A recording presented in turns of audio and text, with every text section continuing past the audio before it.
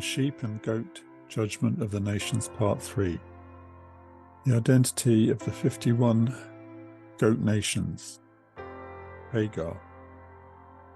We are currently looking at the 51 nations that I do not believe will survive the judgment of Matthew 25. 12 of them were the Canaanite nations. The next 12 are the offspring of Abraham's concubine Hagar through her son Ishmael. The names of these are given in Genesis chapter 25, verses 12 to 16. The offspring of Ishmael became a great nation according to Genesis chapter 17, verse 20. And as for Ishmael, I have heard thee, behold, I have blessed him, and will make him fruitful, and will multiply him exceedingly. 12 princes shall he beget, and I will make him a great nation. As well as the 12 princes, there were also people who were called Ishmaelites. These were, I believe, the offspring of Esau and Ishmael's daughter Mahalath.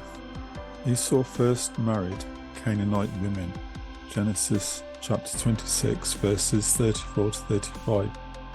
And Esau was 40 years old when he took to wife Judith, the daughter of Beeri the Hittite, and Bashemath, the daughter of Elon the Hittite, which were a grief of mind unto Isaac and to Rebekah. When Esau saw that he displeased his parents, he married a daughter of Ishmael called Mahalath. Genesis chapter 28, verse 9. Then went Esau unto Ishmael, and took unto the wives which he had Mahalath, the daughter of Ishmael, Abraham's son, the sister of Nebaioth, to be his wife. I believe that the offspring of Esau and Mahalath were the Ishmaelites. Edom is another name for Esau in the Bible. In Psalm 83, the tents of Edom and the Ishmaelites are grouped together. Psalm 83, verse 6. The tabernacles of Edom and the Ishmaelites, of Moab and the Hagarenes. So we have the nation of Ishmaelites plus the 12 nations of the princes that were Ishmael's sons, making 13 tribes altogether. These nations live in Arabia. Their names are as follows. First of all, we have the Ishmaelites, who, as I have said, I believe they're the offspring of Esau and Ishmael's daughter Mahalath. Then we've got Nebajoth or Nebaioth. They built a civilization based on merchant trade. They're mentioned as keepers of sheep in Isaiah chapter 60, verse 7. We've got Kedar. They're mentioned in several Bible passages in the Bible as nomads. They lived in Arabian Peninsula. Abdil possibly lived in the Sinai. The tribe of Abdil is often identified with the people in the land of Arubu, who became subjects to Tiglath-Pileser II. Got Mibsam in the Arabian Peninsula.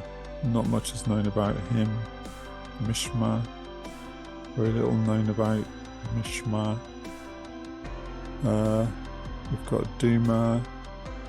Duma is mentioned in biblical records as a city in Canaan. It's also associated with Edom and Seir in Isaiah chapter 21.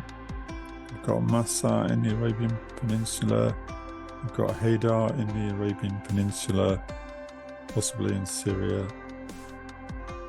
We've got Timah in the Arabian Peninsula. They're actually associated with an ancient oasis of Tamar in northwest Saudi Arabia. And then we've got the tribes of Jetah, Naphish and Kedemah that we don't know much about. So they're the 13 tribes of Ishmael, and they were all Semitic tribes, that is, descended from Shem. However, we also see in the Bible that Sheba and Dedan, brothers descended from Ham through Ramah, dwell in Arabia. Isaiah chapter 21, verse 13. The burden upon Arabia, in the forest in Arabia shall ye lodge, O ye travelling companies of Dedanim, that is Dedan. So we have the Hamitic tribes of Sheba and Dedan, along with the Semitic tribes of Ishmael, all living in the Arabian Peninsula. Sheba was the son of Ramah. He settled in northern Arabia, traded in spices, precious stones and gold. That's Ezekiel chapter 27 verse 22 and 38 verse 13. Dedan was also a son of Ramah and settled in northern Arabia. They were traders in ivory tusks and ebony, as well as clothing and blankets. That's Isaiah chapter 21 verse 13, and also mentioned in Ezekiel and First Chronicles. They traded spices by caravan along an international trade route in present-day Al-Alula, 70 miles southwest of Timah in northern Arabia. So the descendants of Sheba and Dedan are generally thought to live in Saudi Arabia and the Persian Gulf states. The other Arab states are mainly populated by Arabs who consider themselves to be descended from Ishmael. There is a strong connection between the Ishmael nation and Islam, and none of these Ishmaelite nations can expect to survive the Matthew 24 judgment unless they turn to Jesus. It's interesting to note that there is one Middle East state which is not Arab, and that is Iran, which was formerly Persia. The Persians are descended from Madai, a son of Joseph, son of Noah. Iran is currently a Muslim nation, but the Christian church in Iran is exploding, and Iran, or Persia, is one of the nations I would expect to survive the judgment. Finally, the angel of the Lord told Hagar what sort of person her son Ishmael would be. Genesis chapter 16 verse 12, and he will be a wild man, his hand will be against every man, and every man's hand against him, and he shall dwell in the presence of all his brethren.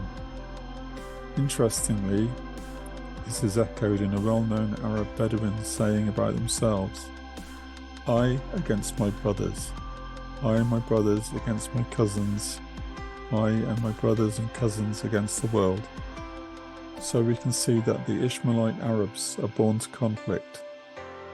In the next video, we will look at the 26 families descended from Seir the Horite.